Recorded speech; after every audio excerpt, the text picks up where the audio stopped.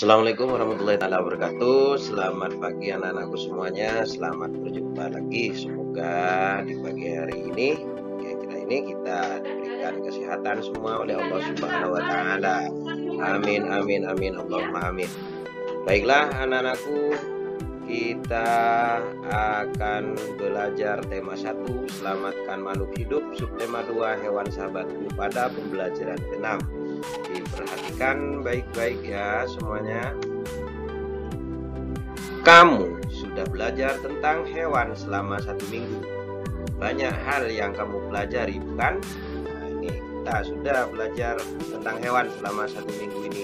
Tentunya sudah banyak hal yang kita pelajari selama seminggu ini.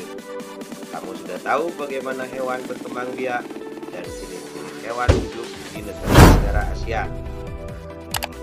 Cara-cara hewan berkembang biak kita sudah bahas selama 1 minggu ini. Kemudian jenis-jenis hewan yang ada di negara-negara Asia. Tentunya pelajaran itu sangat menarik, kan? Baik, untuk sekarang kita akan membahas atau mempelajari tentang hewan. Sudah tahukah kamu hewan apa ini yang tampil ini? Ya, kelelawar. Hewan ini memiliki fakta menarik. Kelelawar memiliki indera pendengaran yang sangat baik, lebih baik daripada manusia. Nah, ini pendengarannya lebih baik daripada manusia, indera pendengarannya ya. Berikut ini fakta tentang kelelawar. 1. Kelelawar merupakan hewan mamalia. Tubuh kelelawar sangat bersih. Ketiga, pada umumnya kelelawar mempunyai 1 anak dalam 1 tahun. Pada umumnya 1 tahun hanya memiliki seekor anak. Kemudian yang keempat, kelelawar hidup 20 sampai 30 tahun. Usianya sangat panjang kelelawar ini. Bisa 20 sampai 30 tahun usianya kelelawar. Kemudian yang kelima, kelelawar berperan besar dalam penyebaran dan penyerbukan tanaman. Ini kelelawar ini memakan buah-buahan di pohon, kemudian dibawa ke tempat lain. Itu namanya penyebaran. Ya, penyebaran bibit baru dari kelelawar ini. Kemudian yang keenam, kotoran kelelawar yang menempel pada buah justru akan melestarikan ekosistem. Karena pada kotoran tersebut beberapa bakteri dan organisme lain menggantungkan hidup. Jadi banyak bakteri dan organisme yang lain itu menggantungkan hidup dari kotoran kelelawar itu hidupnya. Kemudian yang ketujuh, kelelawar tidur di siang hari dan mencari makan di malam hari. Dan dengan kita manusia itu beda. Kelelawar itu kalau siang hari dia tidur, sedangkan dia itu mencari makan pada malam hari. Hanya kelelawar itu menggunakan indera bunyinya, pendengarannya malam hari, gelap. Baiklah anak-anakku semuanya, untuk lebih jelasnya saksikan penjelasan berikut ini. Perhatikan dan didengarkan.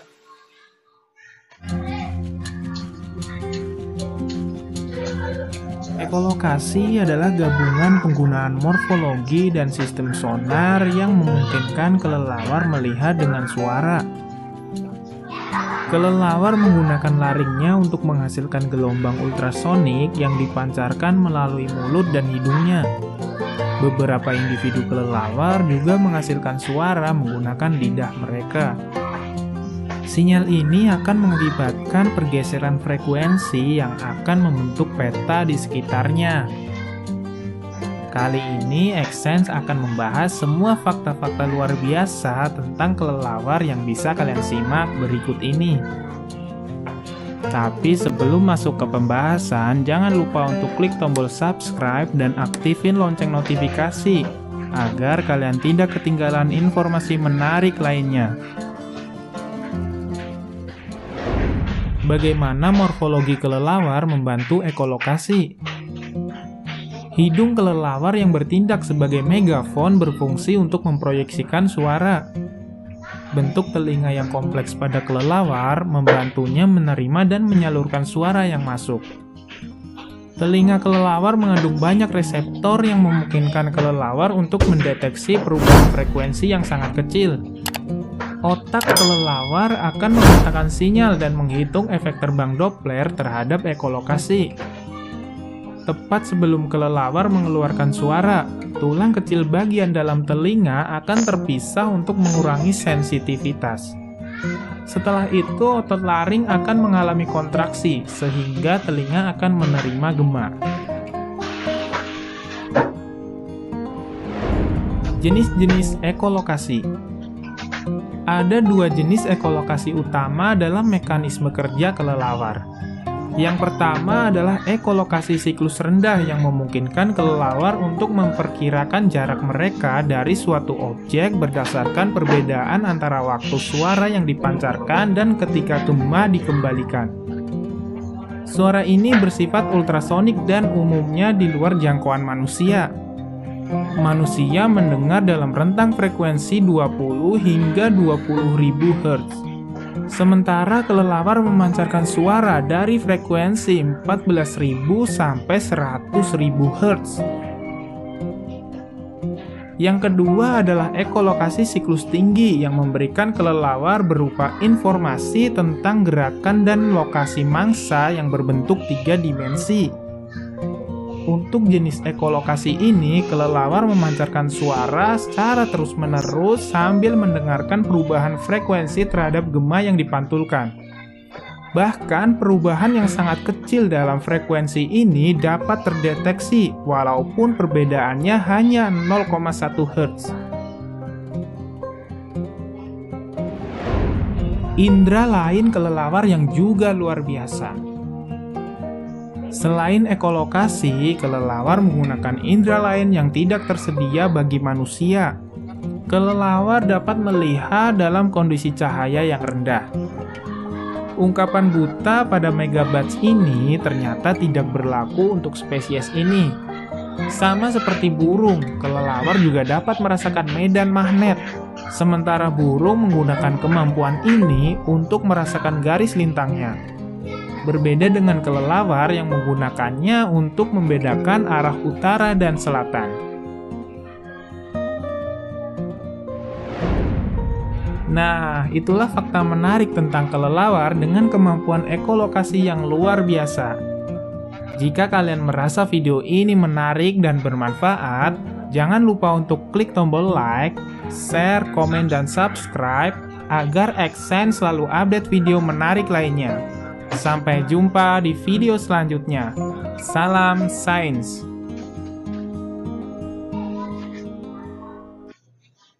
Nah, itu tadi fakta-fakta menarik tentang kelelawar ya. Kelelawar itu kemampuannya bisa melebihi kita. Rata-rata kemampuan manusia dalam indera pendengarannya ultrasonik bisa ditiru oleh kapal-kapal selam itu.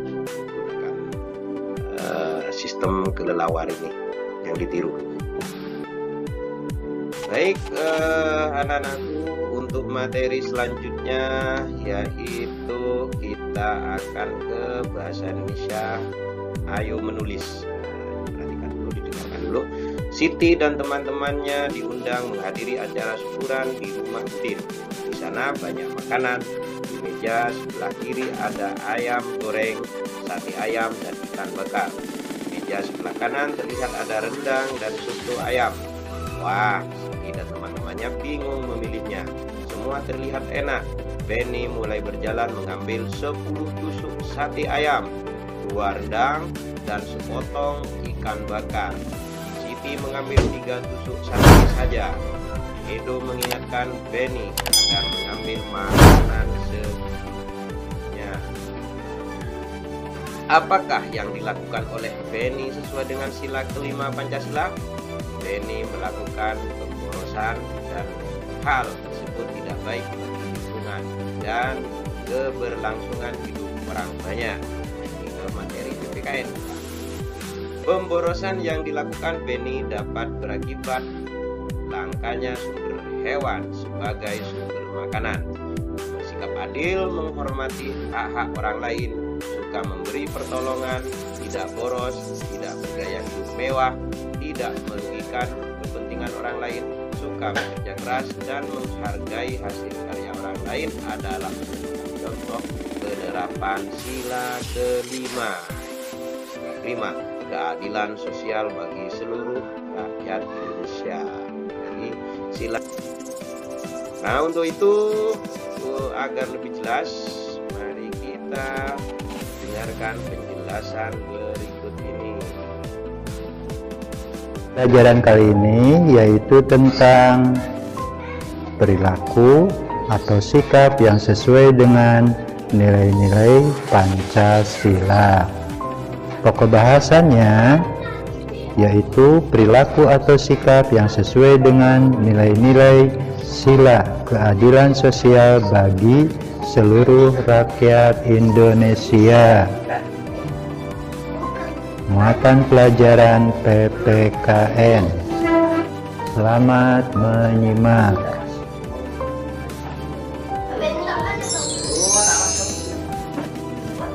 Kita masuk pada bahasan pertama, yaitu perilaku atau sikap yang sesuai dengan nilai-nilai sila keadilan sosial bagi seluruh rakyat Indonesia di lingkungan rumah atau keluarga. 1. Bersikap hemat dan mau bekerja keras sesuai dengan kemampuan. 2. Pandai mengatur waktu untuk belajar. 3. Rajin melatih diri dengan keterampilan. 4. Tidak bersikap boros dan berpoya-poya.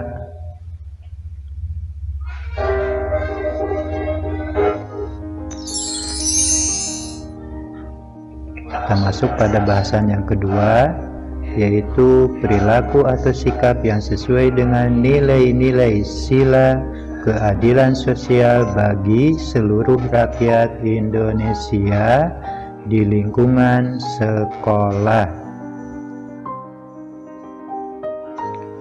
1. Gemar menabung dan menghemat uang jajan. 2. Pengadaan sarana belajar secara sederhana. 3. Tidak menggunakan perhiasan yang berlebihan. 4. Bekerja keras dalam meraih prestasi.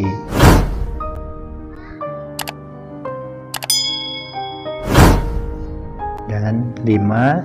Rajin sekolah dan mengikuti pelajaran dengan tekun.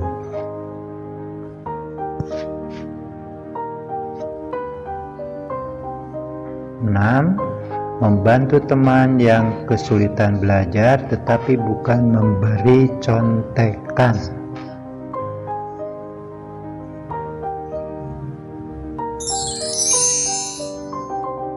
'Kita masuk pada bahasan yang ketiga, yaitu perilaku atau sikap yang sesuai dengan nilai-nilai sila keadilan sosial bagi seluruh rakyat Indonesia di lingkungan masyarakat. 1. Menggalang kegiatan sosial. 2. Mentaati peraturan lalu lintas. 3. Saling menghargai antar sesama.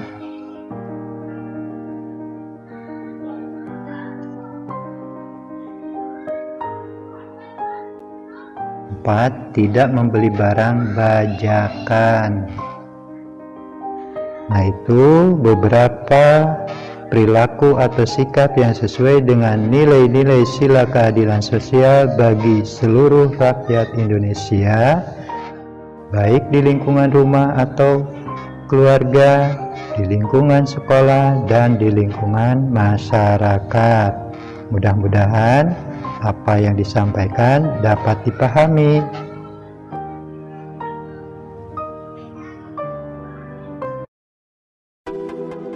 Baik, anak-anakku semuanya, setelah kalian mengerti materi tersebut, hari ini